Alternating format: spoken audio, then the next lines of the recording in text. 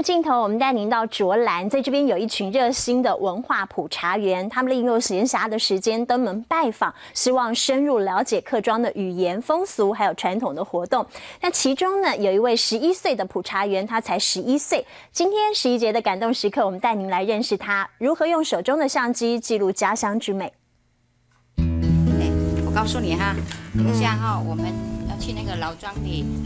卓兰客庄的文化普查员，只要有空就会登门拜访，记录客庄点滴。而11岁的小普查员詹之毅也是其中一员。阿姨你好。11岁的詹之毅虽然没有官方正式认证的资格，但依旧充满了热情，想要跟姨婆一起深入了解卓兰的民情风俗、宗教信仰，也希望保留客家味。阿姨会不会腌萝卜或咸菜之类的？跟着姨婆学普查，希望知道客家妈妈怎么保留古早味，一一拍照，用数位相机记录客庄。经过普查，之毅更了解家乡。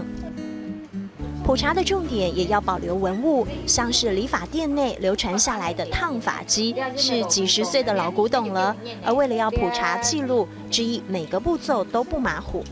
换33.5。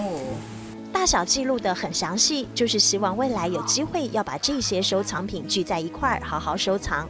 都係用啲條毛，都係用漆聽嘅。我啲地輩很有眼球地嘅藝術家古物。以前務農時期的文物，他們也積極宣導，希望不要丟棄這些文化資產。